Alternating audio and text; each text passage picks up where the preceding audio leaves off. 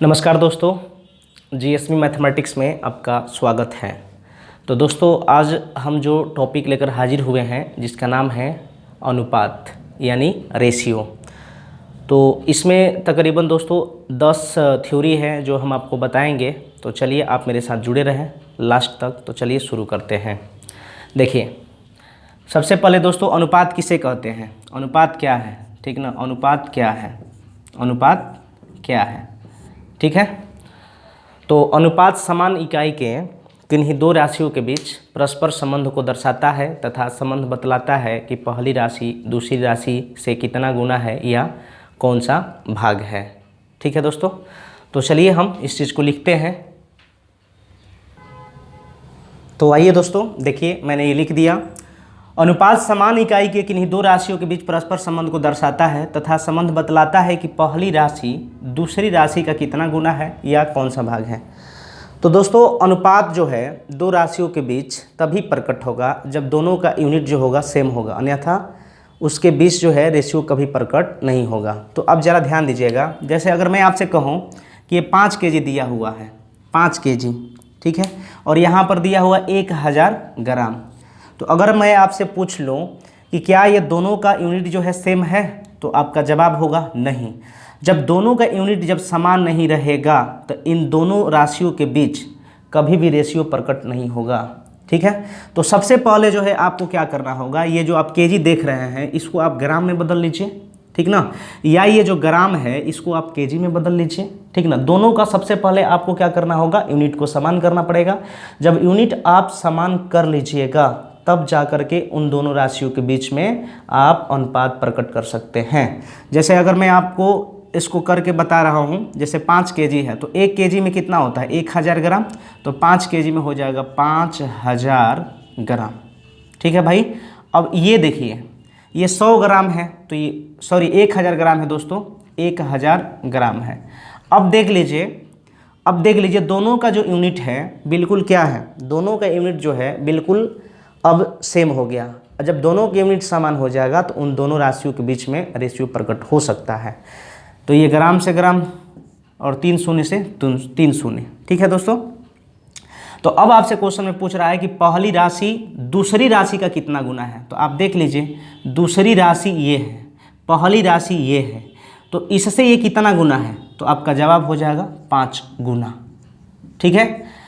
अगर मैं आपसे कहूँ कि कितना भाग है, तो दूसरी राशि पहली राशि का कितना भाग है दूसरी राशि, तो आप इसको ऐसे कह सकते हैं 1/5 भाग है, ठीक ना। दूसरी राशि जो है पहली राशि का कौन सा भाग है, तो 1/5 भाग है। तो ये क्वेश्चन से आप इतना हमने करा और मैंने क्या देखा कि ये दोनों को इनके बीच रेशियो तभी प्रकट हुआ जब दोनों का यूनिट सेम हो गया। दोस्तों इसी प्रकार जो है अगर हम इसको देखते हैं, इसको देखेंगे, जैसे ये 5 मीटर है, ठीक ना।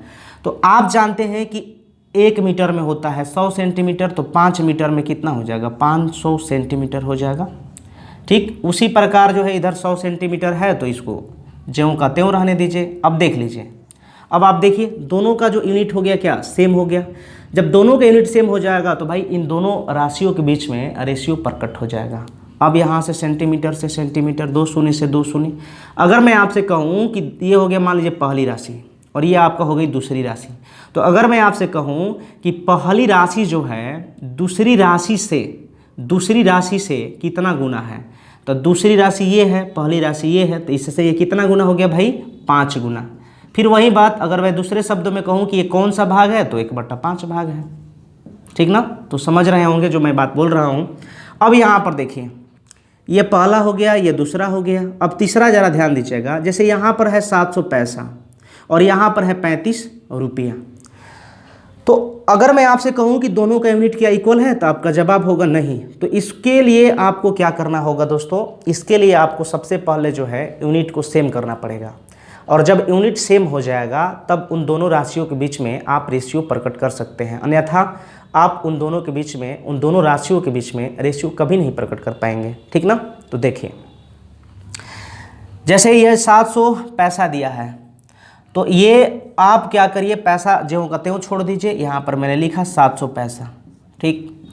और ये आप देख रहे हैं 35 रुपया है। तो इस रुपया को आपको क्या करना होगा, इस रुपया को आपको पैसा में बदलना होगा। और आपको पता है कि 1 रुपया में होता है 100 पैसा, तो 35 रुपया में हो जाएगा 3500 पैसा। तो भाई यहाँ पर मैंने लिख दिया 3500 पैसा। अब आपको क्या करना है, ये पैसा पैसा चला गया, 2 शून्य से 2 शून्य, और मैंने काटा इसको 7 × 5 = 35, 1:5 हो गया। तो अगर मैंने मान लिया कि ये पहली राशि, ये दूसरी राशि, तो आप देख रहे हैं क्या कि पहली राशि दूसरी राशि का 1/5 भाग है। कौन सा भाग है, 1/5 भाग है। या दूसरे शब्दों में मैं आपसे कह लूँ कि दूसरी राशि पहली राशि से कितना गुना है, तो 5 गुना है। ठीक है दोस्तों।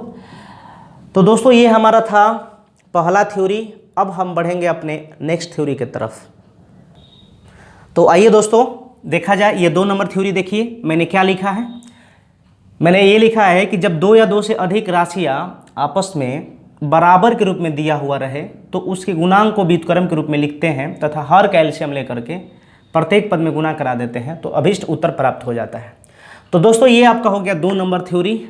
और देखिए थ्योरी तो हो गया, लेकिन इस थ्योरी का यूज भी करना सीखा जाए। तो अब देख रहे हैं कि यहाँ पर जो दिया हुआ है, ये जो दिया हुआ है, मैंने एक एग्जाम्पल लिया है आपको समझाने के लिए। तो आप देखिए इसको समझिए, ठीक है। एक बार और पढ़ देते हैं इसको। जब 2 या 2 से अधिक राशियाँ आपस में बराबर के रूप में दिए हुए रहें तो उसके गुणांक को व्युत्क्रम के रूप में लिखते हैं तथा हर का एलसीएम लेकर के प्रत्येक पद में गुणा करा देते हैं दोस्तों, तो अभीष्ट उत्तर प्राप्त हो जाता है। तो देखिए समझिएगा इसको। जैसे अगर मैं आपसे कहूँ कि ए का गुणांक क्या है, तो आप बोलिएगा 2। बी का गुणांक क्या है, तो फिर हो जाएगा आप बोलिएगा 3। और सी का गुणांक क्या है, तो आप बोलिएगा 5। तो अगर मैं इसको व्युत्क्रम के रूप में कहा था क्वेश्चन में कि व्युत्क्रम के रूप में लिख देते हैं, तो भाई इसके बट्टे में कुछ नहीं है तो 1 है, इसके बट्टे में कुछ नहीं है तो 1 है, और इसके बट्टे में भी कुछ नहीं है तो क्या है, 1 है। तो अगर मैं आपसे कहूँ कि इसको व्युत्क्रम के रूप में लिखा जाए गुणांक को, तो ए का गुणांक 2 बट्टा में कुछ नहीं 1 है। तो पलट के अगर दोस्तों लिखेंगे यहाँ पर, अगर मैं पलट के लिख दूँ इस चीज़ को, पहले रेशियो यहाँ पर लिख लेते हैं। देखिए अब यहाँ पर गुणांक था 2/1, पलट देंगे तो हो जाएगा 1/2, ठीक है। अब यहाँ पर इसका गुणांक था 3/1, तो पलट देंगे तो 1/3 हो जाएगा। और यहाँ पर 1/5 है, तो इसको अगर पलट देंगे यानी व्युत्क्रम करेंगे तो 1/5 हो जाएगा। और फिर मैंने बोला कि हर का एलसीएम लेकर, तो भाई नीचे वाला जो होता है ना, ये हर होता है।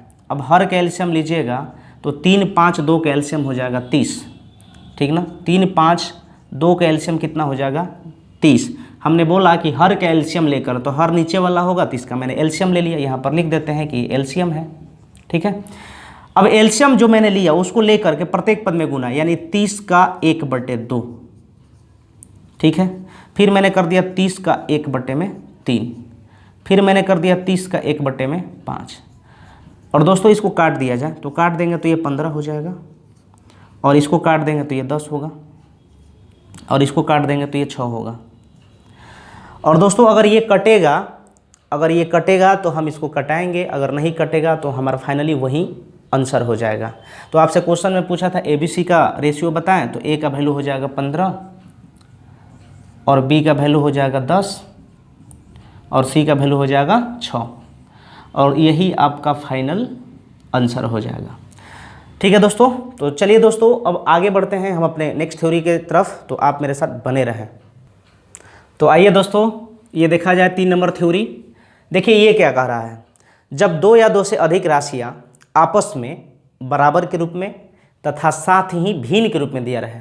दोस्तों भिन्न किसको कहते हैं, जो P/Q के रूप में हो, जो अंश बाई हर के रूप में हो, उसको भिन्न कहते हैं, ठीक ना।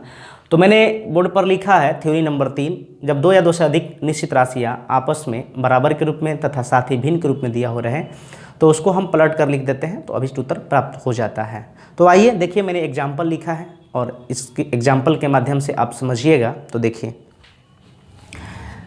बस इसको क्या करना है भाई, इसका पलट के लिख देना है। तो अगर मैं इसको पलट, इसका गुणांक जो है 1/2 है, ठीक ना। तो गुणांक 1/2 है, अगर इसको मैं पलट कर लिख दूं तो दोस्तों यहाँ पर हो जाएगा A का वैल्यू, डायरेक्ट लिख देते रहे हैं, 1/2 है तो पलट देंगे तो 2/1। अब 1 नीचे लिखिए चाहे ना लिखिए कोई फ़र्क नहीं पड़ेगा। तो ये हो गया A का वैल्यू 2, और यहाँ पर जो है इसको पलट के लिख देंगे तो 1/3 है तो पलट देंगे तो वही वैल्यू हो जाएगा, तो ये हो जाएगा 3/1। तो 1 लिखिए चाहे ना लिखिए कोई फर्क नहीं पड़ेगा। और c का गुणांक में 1/5 है तो मैंने बोला पलट के लिखेंगे तो इसको ये 5/1 हो जाएगा, ठीक ना। तो नीचे में 1 लिखिए चाहे ना लिखिए कोई फर्क पड़ने वाला नहीं है, ठीक है। अब एक और एग्जाम्पल लेते हैं, देखिए यदि अगर मैंने कहा 2/3a बराबर 3/4b बराबर 1/5c हो तो a/b/c बराबर क्या होगा, ठीक ना। अब जरा ध्यान दीजिएगा, तो अगर मैं इसको पलट के लिख दूं, चूंकि a का गुणांक 2/3 है, इसको पलट देंगे केवल तो ये हो जाएगा आपका कितना 3/2। और यहाँ पर जो है 3/4 है, इसको अगर हम पलट दें तो 4/3 हो जाएगा। और यहाँ पर जो इसका गुणांक है 1/5, इसको पलट दीजिए केवल तो 5/1 हो जाएगा। अब दोस्तों हर का एलसीएम लीजिएगा, यहाँ पर नीचे वाला हर होता है, इसका एलसीएम लीजिएगा तो 6 होगा। अब देखिए इसको 6 बनाने के लिए इसमें कितना से गुना, तो इसमें 6 से गुना, तो इसमें भी 6 से गुना कर देंगे। इसको 6 बनाने के लिए कितना से गुना, 2 से, तो इसमें भी 2 से गुना कर देंगे। और इसको 6 बनाने के लिए इसमें कितना से गुना, 3 से, तो इसमें भी 3 से गुना कर देंगे। और दोस्तों फाइनली जो है आपका a का वैल्यू निकल गया कितना 9, और b का वैल्यू कितना हो गया 8, और c का वैल्यू कितना हो गया, c का वैल्यू हो गया 30। तो दोस्तों अगर ये कटता तो हम कटा देते, बट ये कट नहीं रहा है तो हम कटाएंगे भी नहीं, यही हमारा क्या हो जाएगा फाइनली आंसर हो जाएगा। एक और तरीका है दोस्तों, आप इस तरह से भी कर सकते हैं। जैसे अगर मैं आपसे कहूँ ये जो 2/3a दिया हुआ है बराबर 3/4b दिया हुआ है बराबर 1/5c दिया हुआ है, तो आपको एक और तरीका है, यानी कि ये हो जाएगा सेकेंड मेथड हो जाएगा, मान के चलिए। वो ऊपर वाला जो था फर्स्ट मेथड था, ये सेकेंड मेथड हो गया आपका, ठीक ना। अब आपको क्या करना है, ऊपर वाला को केवल आप एलसीएम ले लेना है, ठीक ना। ऊपर वाला को ही एलसीएम ले लीजिए। तो अगर मैं 2, 3, 1 का एलसीएम ले तो 6 होगा। और 6 बनाने के लिए दोस्तों इसमें कितना से गुना करना पड़ेगा, इसमें 3 से गुना करना पड़ेगा, ठीक है। और इसको 6 बनाने के लिए इसमें कितना से गुना करना होगा, 2 से। और इसको 6 बनाने के लिए इसमें कितना से गुना करना होगा, तो 6 से। तो जब इसमें 3 से है तो इसमें भी 3 से, जब इसमें 2 से है तो इसमें भी 2 से, और जब इसमें 6 से है तो इसमें भी 6 से। और फाइनली जो नीचे वाला वैल्यू होगा वही आपका a का, b का और c का वैल्यू हो जाएगा। तो बस देख लीजिए यहाँ पर आ गया, यहाँ इस तरीक़ा से भी आ गया। आप इस तरह से भी कर सकते हैं 9:8:30। तो देख रहे हैं दोस्तों ये आपका आ गया। और एक मैंने जो इससे पहले वाला जो थ्योरी बताया था 2 नंबर में, उसमें भी आप एक और तरीका था जो उससे कर सकते थे, वो मिस हो गया था। तो यहाँ पर देखिए हम कर दे रहे हैं, यहाँ पर हम कर दे रहे हैं, ठीक ना। यहाँ पर हम कर दे रहे हैं, जैसे मैंने वो बोला था कि 2a बराबर 3b बराबर 5c। ये सेकंड थ्योरी का एक मिस हो गया था कॉन्सेप्ट, तो मैं बता दे रहा हूँ इसमें। तो मैंने बोला था कि इसके गुणांक को जो है व्युत्क्रम के रूप में लिखेंगे। तो इसके बट्टे में कुछ नहीं 1 है, इसके बट्टे में कुछ नहीं 1 है, और इसके बट्टे में कुछ नहीं तो 1 है।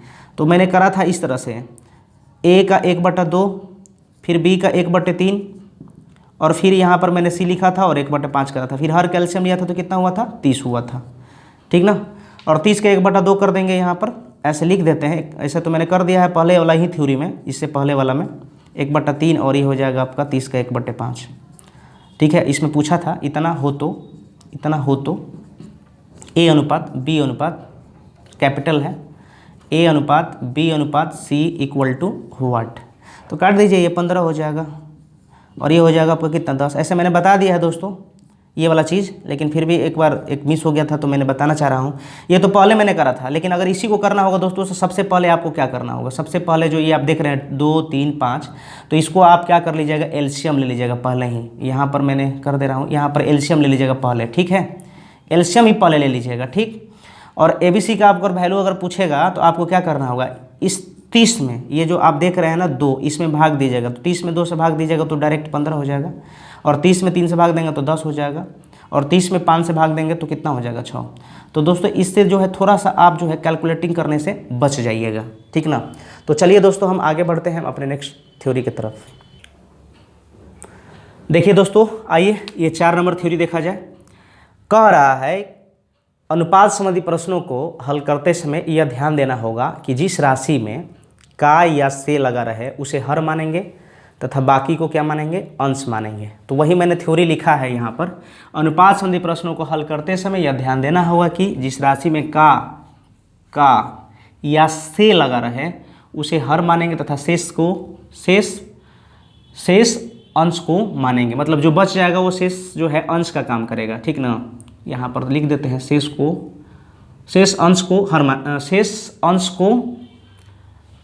अंश को। तो चलिए आइए देखिए, ये 4 नंबर थ्योरी को देख लीजिए जाए। करा अनुपात संबंधी प्रश्नों को हल करते समय यह ध्यान देना होगा कि जिस राशि में का या से लगा रहा है उसे हर मानेंगे तथा शेष को अंश मानेंगे। अब मैंने ये एक एग्जाम्पल लिया, ठीक है। जैसे मैंने क्वेश्चन क्या लिया है, एक टोकरी में रखे कुल फलों का 3/8 भाग खराब है, तो बताएं कि टोकरी में अच्छा एवं खराब फलों का अनुपात क्या है। ये आपसे क्वेश्चन पूछ रहा है। तो मैं अभी ऊपर में लिखवाया कि जिस राशि में का या तो से लगा रहे उसे हर मानेंगे। तो बताइए ना, देखिए यहाँ पर क्या लिखा है, कुल फलों का। तो भाई कुल फलों में का लगा है तो ये नीचे वाला हर का काम करेगा। तो यहाँ पर हमने लिखा कुल फल में का लगा था इसलिए वो हर होगा, इसलिए मेरा 8 हो गया।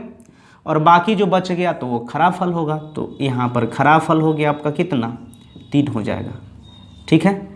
तो जाहिर सी बात है कि टोटल फल 8 था जिसमें खराब हो गया 3, तो अच्छा कितना होगा। तो ये पूरा में से जो खराब का है घटा देंगे तो अच्छा हो जाएगा आपका 5, ठीक है। तो आपसे क्वेश्चन में पूछा है अच्छा एवं खराब फलों का अनुपात क्या होगा।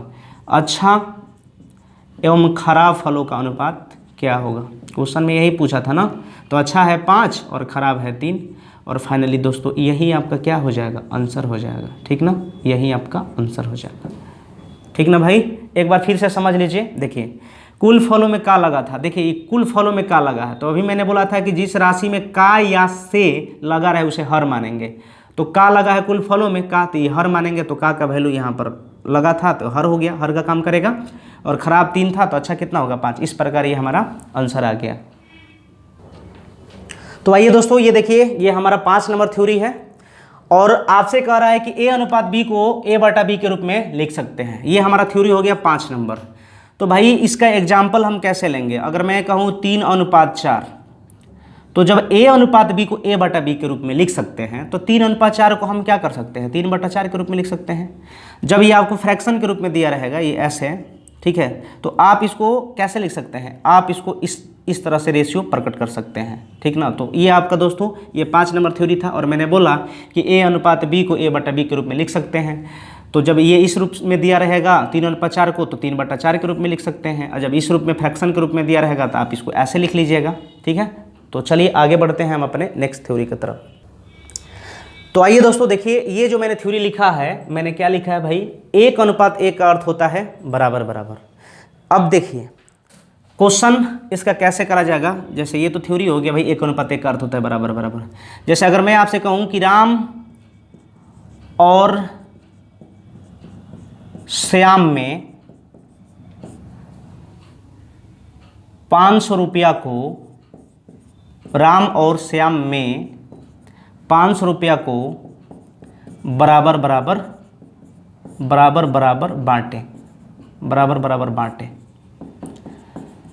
तो आप इसको कैसे करिएगा। जैसे मान लीजिए कि राम है और श्याम है, 500 रुपया को बराबर और बांटना है, तो इसको हो जाएगा 250 और ये हो जाएगा आपका 250। अब इसको काट दीजिएगा तो क्या हो जाएगा, 1:1। तो हमारे कहने का मतलब दोस्तों, जब भी बराबर बराबर बात करेगा आपसे प्रश्न में, जब भी आपसे बराबर बराबर की बात करेगा तो आपको समझना होगा कि वो 1:1 ही है, ठीक ना। तो चलिए दोस्तों ये हमारा 6 नंबर थ्योरी था। आगे बढ़ते हैं हम अपने 7 नंबर थ्योरी की तरफ। तो आइए दोस्तों क्वेश्चन नंबर यानी हमारा जो थ्योरी नंबर है 7 है। थ्योरी नंबर कितना है, 7 है। थ्योरी कह रहा है कि अनुपात संबंधित प्रश्नों को हल करते समय यह ध्यान देना होगा कि प्रश्न में एक निश्चित राशि दी हुई रहती है, उस निश्चित राशि की तुलना अनुपात के हम उसी पद से करेंगे तथा जिसको निकालना होगा उसे गुना कर देंगे तो मेरा अभिष्ट उत्तर प्राप्त हो जाएगा। तो आइए देखिए, मैंने एक एग्जाम्पल यहाँ पर लिखा है कि 4000 रुपया को ए, बी तथा सी के मध्य इस प्रकार बांटा जाता है जिसका अनुपात क्रमशः 2, 3, 5 है। तो ए तथा सी में अंतर बताएं। ये आपसे क्वेश्चन में पूछ रहा है। तो दोस्तों अगर मैं आपसे कहूँ, देखिए निश्चित राशि का मतलब होता है दोस्तों मोटा रकम एक होता है, ठीक ना, मोटा रकम होता है, उसी को हम निश्चित राशि बोलते हैं। और उसको जो है तोड़ तोड़ के उसको क्या करना है, बांटा जाता है। जैसे मान लीजिए कि आप किसी से आपने क्या करा, पैसा लिया, ठीक ना, तो जो है आपको पूरा अमाउंट दे दिया, पूरा अमाउंट दे दिया 4000 रुपया। अब जो है वो पैसा जो मोटा रकम है वो बांटा गया है रेशियो में, अलग अलग रेशियो में, ठीक ना। तो अब अलग अलग रेशियो में बांटा गया है, तो जिसको जिसको दिया गया है वह उस अनुपात में उसको क्या करेगा, अपने में बांटेगा। तो ये हो गया। तो निश्चित राशि का मतलब हो जाएगा दोस्तों मोटा रकम। तो आइए देखिए, जैसे यहाँ पर दिया है a + b + c, ठीक है, यानी a b c, यानी 4000 रुपया जो दिया हुआ है ये तीनों का सम दिया हुआ है, क्योंकि 4000 रुपया में ही ये कुछ ना कुछ लेता है। और यहाँ पर आपका देख रहे हैं कि a का जो दिया हुआ है 2 दिया है रेशियो में अनुपात, ये 3 दिया है और ये 5 दिया है। तो ये अनिश्चित टर्म में दिया हुआ दोस्तों। सबसे पहले इसको निश्चित कर लीजिए, तो ये 2x हो जाएगा, हमने मान लिया, और b यहाँ पर ये 3x हो जाएगा और ये 5x हो जाएगा, ठीक है, मैंने रेशियो में इसको ले लिया। अब यहाँ पर हम लोग के अनुसार सम हो जाएगा 2x + 3x + 5x बराबर हो जाएगा 4000 रुपया। ये जनरल प्रोसेस हो गया दोस्तों, ठीक है। अब जोड़ दीजिएगा तो 5 3 8 2 10x हो जाएगा, और 10x इधर हो जाएगा आपका 4000। तो एक शून्य से एक शून्य कट जाएगा। अब x का वैल्यू आपका ऑलरेडी निकल गया यहाँ पर 400। अब आपसे क्वेश्चन में पूछा a तथा c का में अंतर क्या है। तो अगर a का आप निकालिएगा तो a का यहाँ पर देख रहे हैं 2x है, तो x का वैल्यू कितना है 400, तो ये हो जाएगा 1 800। और c कहा था, तो c का वैल्यू यहाँ पर आप देख रहे हैं कितना है 5x, तो x का वैल्यू 400, तो ये होगा आपका 2000, ठीक है। अब पूछा था इन दोनों में अंतर क्या होगा, ये है 2000, ये है 800, तो कितना का अंतर हो जाएगा दोस्तों 1200 रुपया का। तो ये जनरल प्रोसेस हो गया। अब दूसरा तरीका से अगर हम लोग करेंगे इसको तो कैसे करा जाएगा, देखिए यहाँ पर a + b + c तीनों का सम दिया हुआ कितना 4000 दिया है ना, और रेशियो भी दिया हुआ है आपका कितना 2 3 5। तो अगर मैं आपसे कहूँ कि यहाँ पर टोटल सम दिया है 4000, और हम लोग के अनुसार यहाँ पर टोटल सम हो जाएगा कितना 10। क्यों? क्योंकि मैंने लिखा है कि संबंधित प्रश्नों को हल करते समय ध्यान देना होगा कि एक निश्चित राशि दी हुई रहती है, निश्चित राशि दी हुई रहती है, उस निश्चित राशि की तुलना अनुपात के उसी पद से करते हैं। पद मतलब कि अगर ये टोटल का सम दिया है तो टोटल सम दिया है तो सम का तुलना सम से। अगर यही कहा रहा था आपसे क्वेश्चन में ना कि a और b को 4000 रुपये में बांटा जा रहा है, तो a और b का ही ये सम होता है, यानी 4000 बटा में 2 3 5 लिखते हैं। अगर कहता a और c में बांटा जा रहा है 4000 रुपया को, तो 4000 टोटल जो है a और c का सम होता, तो 4000 बटे में क्या हो जाता 2 5 जोड़ देते तो 7 हो जाता, ठीक ना। आपसे क्वेश्चन में पूछा था क्या a तथा c में अंतर बताएं, तो a का तो वैल्यू यहाँ पर 2 है, c का वैल्यू 5 है, तो इसमें कितना का अंतर है 3 का, तो इसमें 3 से गुना कर दीजिए, ठीक है, क्योंकि जो पूछता है उसको गुना, तो एगो सुना से एगो सुना, 400 में 3 से गुना कराइएगा तो कितना हो जाएगा 1200। आप देख सकते हैं कि आपने ऐसा भी करा तो आंसर उतना ही आया, आपने इस तरह से भी करा तो आंसर उतना ही आया, ठीक है दोस्तों। अगर यही आपसे पूछता b का हिस्सा बताया तो इसमें 3 से गुना कर देते हैं, ठीक है ना। अगर पूछता a का हिस्सा बताया तो इसमें 2 से गुना कर देते हैं। अगर कहता c का हिस्सा बताया तो 4000 बटे में 10 गुने 5, यानी बारी बारी से आप निकाल के उसको कर सकते थे। लेकिन इसमें अंतर पूछा था a और c में, तो a और c में आप देख रहे हैं 3 का अंतर है, इसलिए मैंने 3 से गुना करा। तो दोस्तों उम्मीद करते हैं ये चीज़ आपको समझ में आया। आगे बढ़ते हैं हम अपने नेक्स्ट थ्योरी की तरफ। तो आइए दोस्तों आगे बढ़ते हैं। ये हमारा नेक्स्ट थ्योरी देखिएगा 8 नंबर है।